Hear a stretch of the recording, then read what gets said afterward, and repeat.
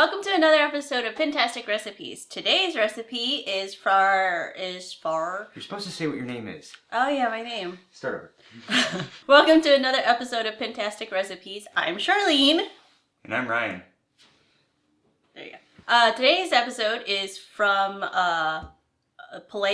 Nope, you're doing it wrong. I am. Today we have a blah blah blah. Well, I was gonna say it's from a paleo diet and chorizo. Stay tuned. Okay, let's just start from there. See? Whose show is this? Today's episode is for you paleo people, but includes a chorizo. Stay tuned.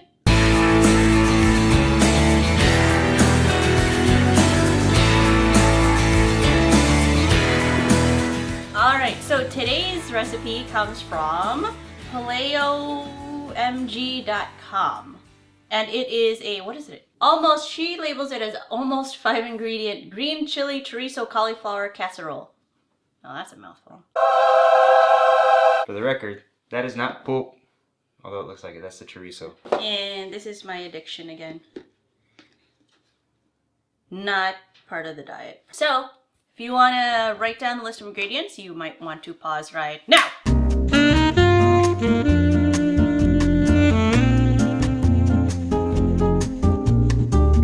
Let's get started. So, we already have the oven preheating at 375 degrees. Honey, could you please turn on the pan? The pan. Heat up the pan on medium heat. Oh, medium. Medium. I totally had it on high. And then what we're going to do is we're going to cook the chorizo and the yellow onions in the pan. So chorizo, not poop, and yellow onions. Also not poop. Probably know this already, but just in case. Chorizo is it a Spanish? Hispanic? It's a sausage, like a Hispanic sausage, Mexican sausage.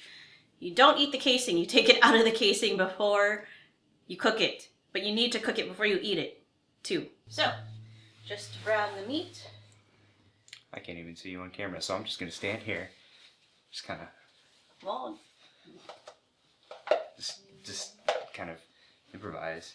I'm just going to commentate this. Oh, you hear that? That's a chorizo going into the pan, and it's now being cooked. You know what? I'm just going to go ahead and bring this camera over there.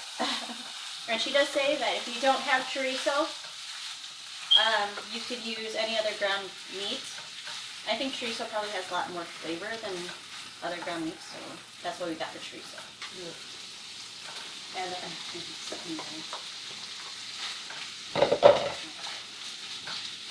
so while that's browning up, why don't we go ahead and take our food processor. So what we're going to do is we're going to make cauliflower rice. So basically taking your cauliflower florets, and we're going to put it in the food processor, and you're going to process it until it looks like rice. Loud noise alert. I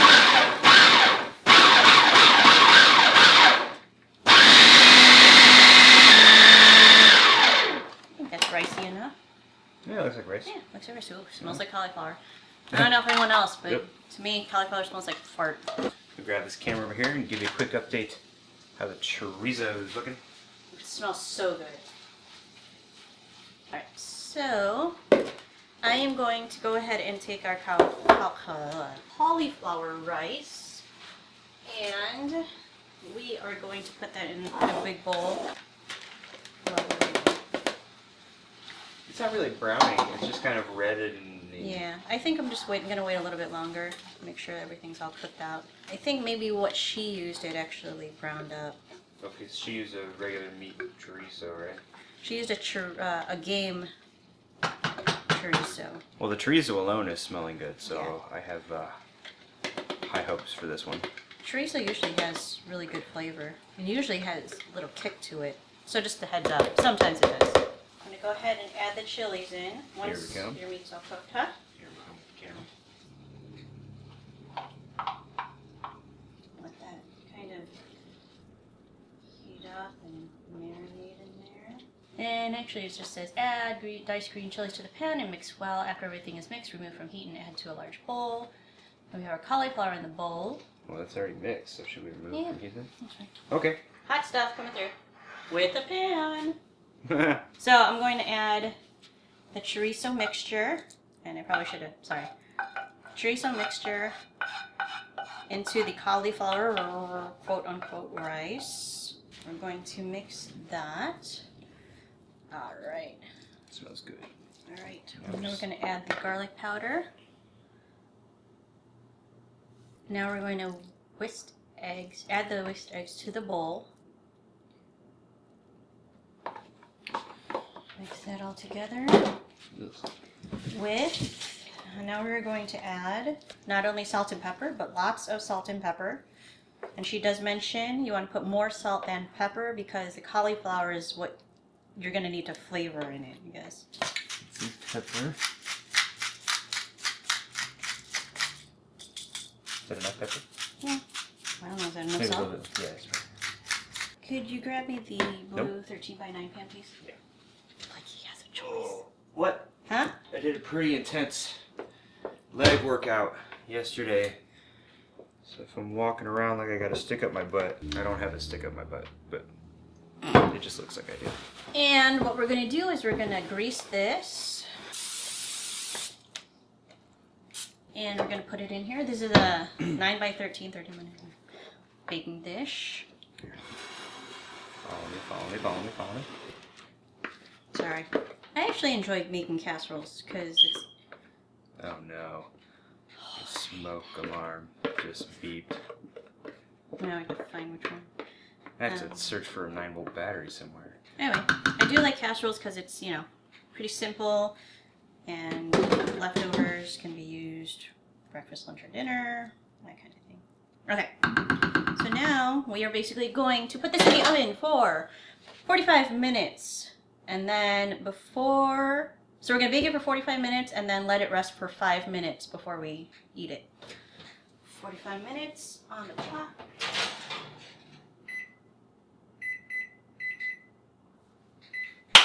Alright. And we wait. Alright, so casserole's all done. It looks really good. Smells good too. And...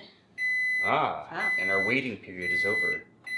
we're ready to plate. You want to give 5 minutes to cool down. Yes. And we've done that. Now it's time to eat. Sorry, take my nail polish off. I have to get ready for work.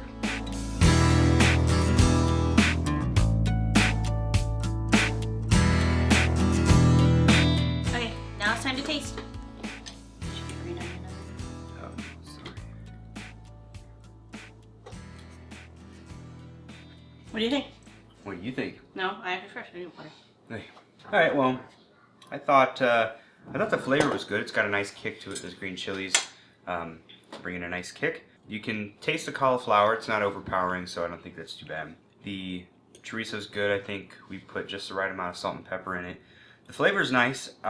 Little bit on the I don't know, mushy's the word. It's just very, very soft texture. Just kind of sort of melts down in your mouth very easily. But other than that, I thought it was pretty good. You? Yeah, same thing. I was expecting, because of the way it looked like in the pan, that a crust had formed over it, and I was kind of anxious about that and eager. But there wasn't, so it was, the texture's kind of weird. It reminds me of meatloaf, just not as, meatloaf is pretty dense, isn't it? Yeah, well, meatloaf is typically a little firmer than this, I think. It doesn't taste like meatloaf, but the texture is somewhat like meatloaf. But the flavors are good, really good, and it does have that kick. So what would you rate it? I went this time. I said it first. You know what I mean? Because I could eat this in a meal, like as a meal by itself, I would rate it 4.5. Okay. It's good. I like that it, fits with that if you're paleo or paleo, whatever it is, if you're one of those dieters, it works for you. Also works for diet I'm on, which is the slow carb diet. So that's good. I like it. It was pretty simple. I think I'll give it a solid 3.9. Really? Yeah. That low? Well, it's not that slow. It's just I think the Lower than texture. mine. The texture is what kind of threw me off a little bit. I like it. I think it tastes good, and I'm definitely going to finish it. But if it was a little bit firmer, that would have boosted it up a few points for me. But I still thought it was good. I actually wouldn't mind making this again. Chorizo isn't that expensive either. It was like $1.69 for 12 ounces. Yeah, not that bad. Chorizo. Good job, PaleoMG.com. I don't know her name. I think it's Julie. I don't know. Something like that. Yeah, but low battery is blinking, so Time to go. You guys have a good day. Go to Bye. Pintastic Recipes if you need any more information, and follow us on Facebook and Twitter and all the good stuff. See you next time. Bye-bye. Bye.